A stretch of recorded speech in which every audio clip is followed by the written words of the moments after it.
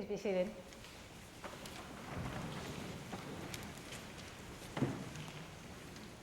A week ago, last Thursday, a variety of news agencies reported an amazing paleontological find. Researchers from the Northeast Federal University in Yakutsk discovered a 10,000-year-old woolly mammoth buried in ice on a remote island off the northern coast of Siberia. Woolly mammoths, you may know, are those cute elephant-like creatures that roamed the earth during the last ice age. If you're familiar with the ice age movies, this was Manny. Now, scientists have unearthed many woolly mammoths in the past, but this find was different. The animals' remains were exceptionally well preserved, and most importantly, they contained liquid blood, which was found in ice cavities under the animal's belly. Now, the presence of this blood has furiously fueled Jurassic Park-like hopes of actually cloning a woolly mammoth, injecting its DNA into a cell that has had its own genetic material removed, and then implanting that woolly mammoth embryo into an elephant for gestation. Now, the idea is not as far-fetched as you may think. A South Korean bioengineering firm is already hard at work trying to bring this extinct creature back to life. Last month, UPI reported the story of 39-year-old Australian Colin Fiedler, who suffered a heart attack and went into cardiac arrest. Fiedler was clinically dead for over 40 minutes. But thankfully, paramedics took him to the Alfred Hospital in Melbourne, where they had a machine called the Autopulse. The Autopulse is a kind of mechanical CPR machine which performs continuous chest compressions, circulating blood and oxygen through the patient's body. Well, thanks to the Autopulse, doctors were able to keep Fiedler's dead body going while they investigated the cause of his heart attack, fixed it, and then revived him. According to the UPI report, Fiedler was one of 3 patients who were, as they put it, brought back to life after being dead for 40 to 60 minutes. But that pales in comparison to what happened to Christine Greenslade. According to that very reputable source, Broken News Daily, a break from your normal news, as they call themselves,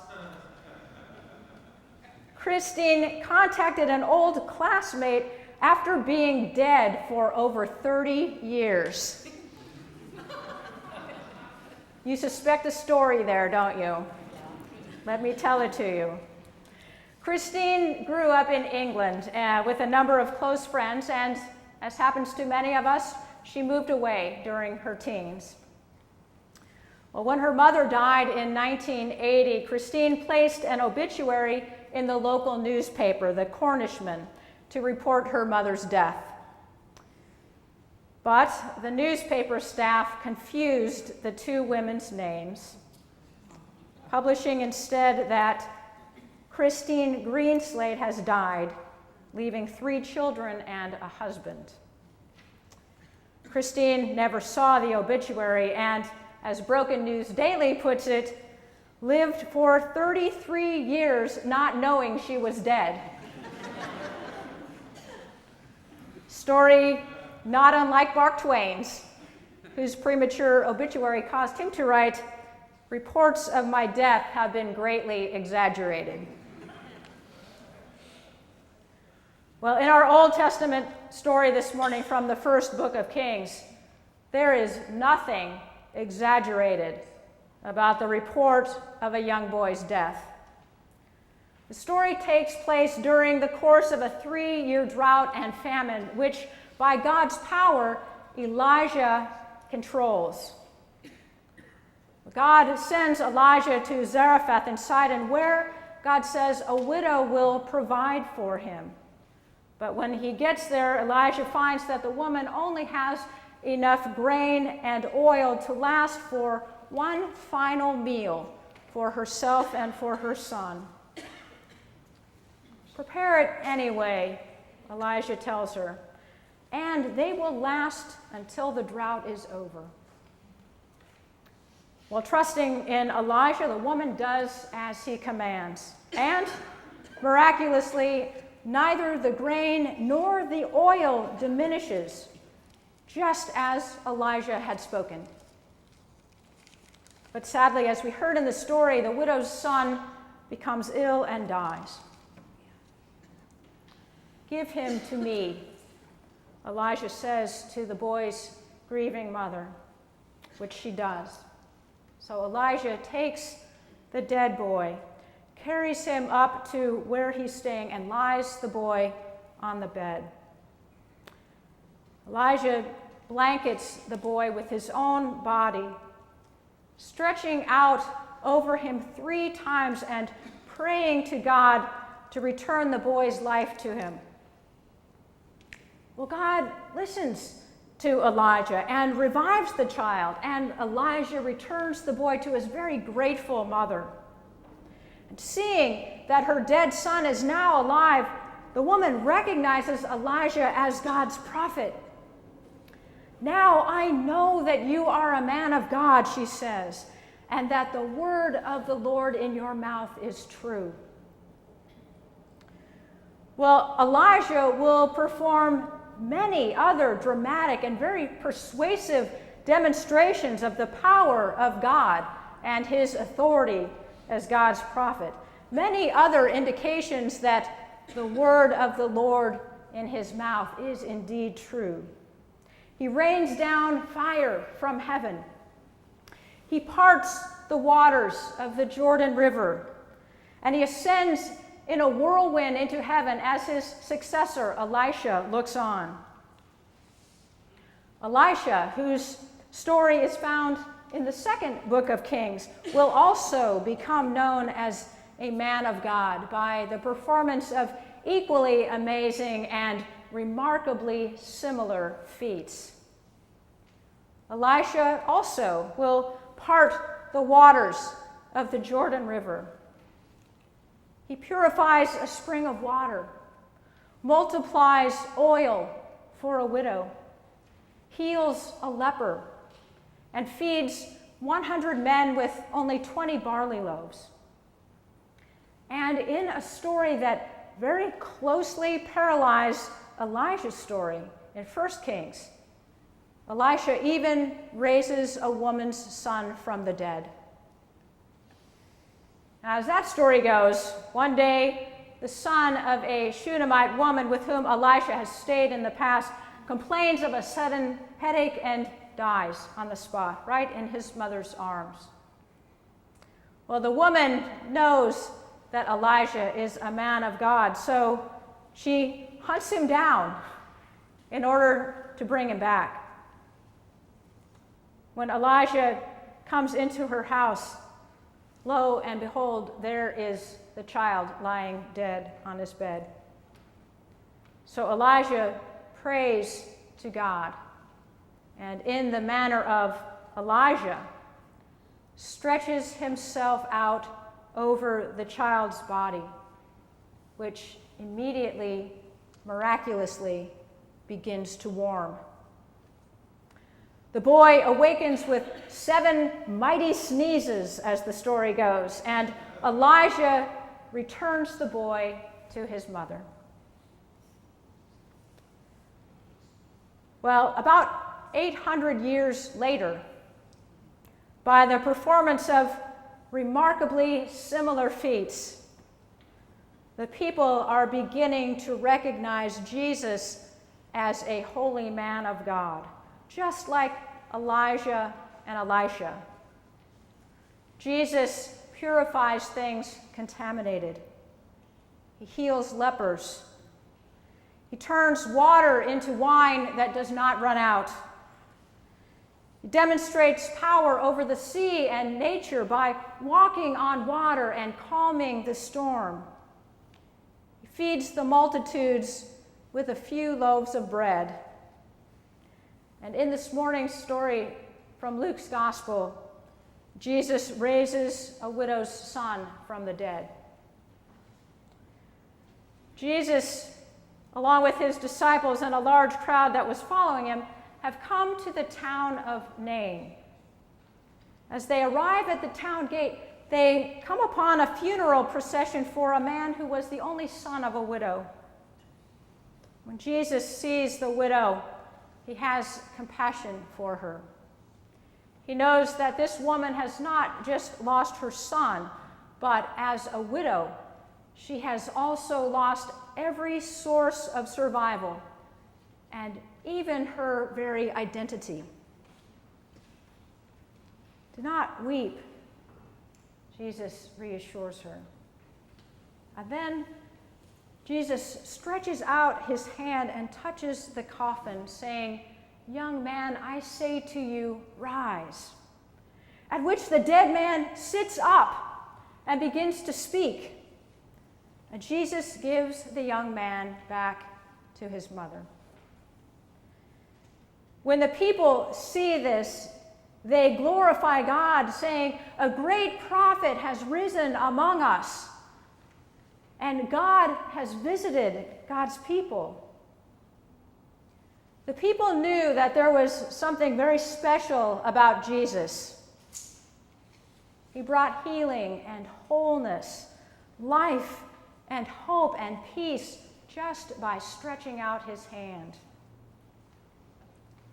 But still, in many ways, even feats like those he performed did not differentiate Jesus from all of the other miracle men and faith healers and preachers who wandered the land in his time.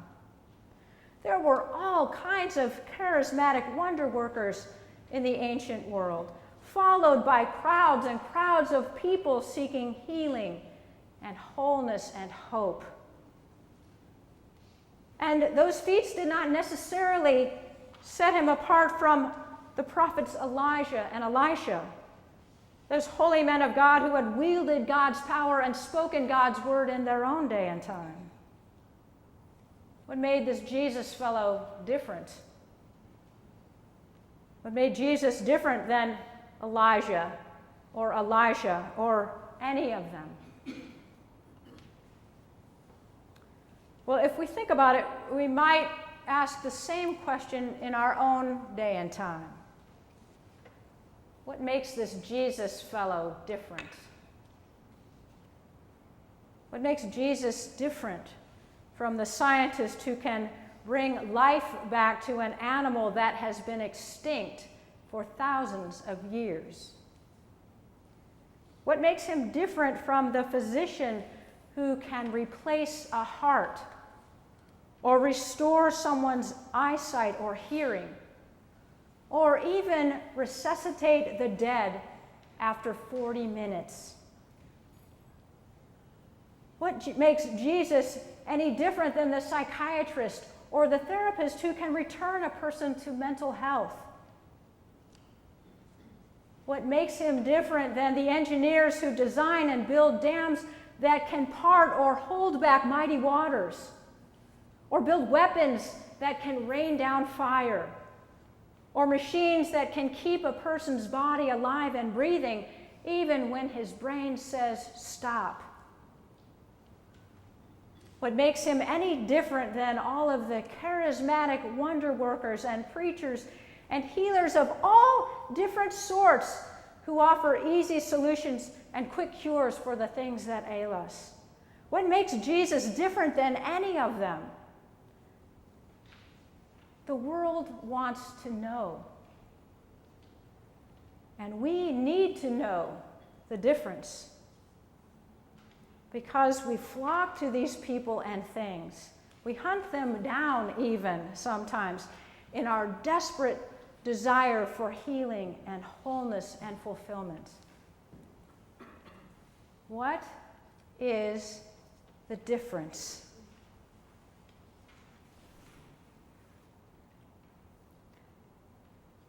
People and products can give us an easier life. They can give us a healthier life.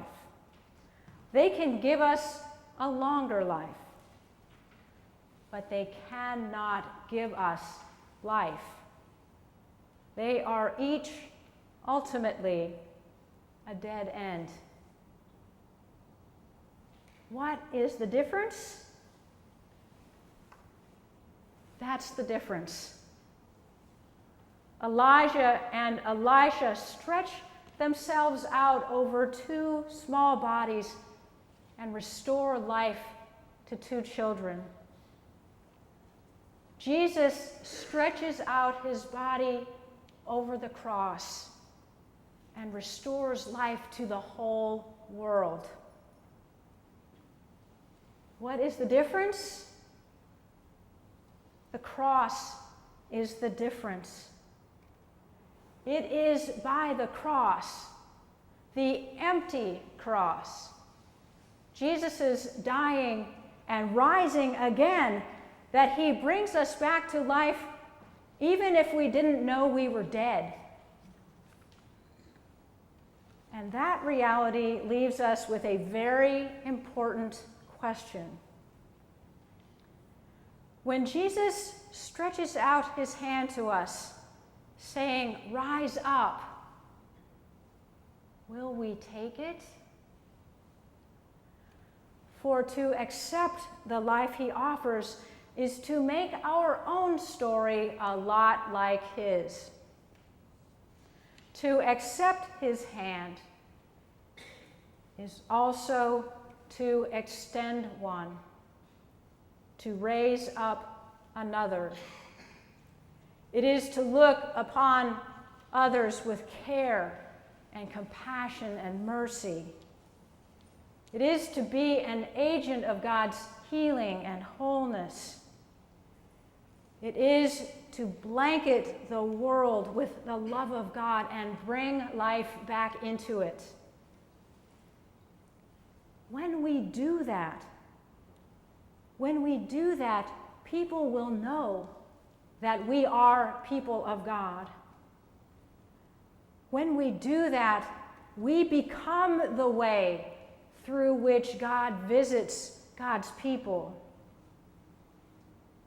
When we do that, the world will know that the word of the Lord in our mouth is indeed true, and God is here.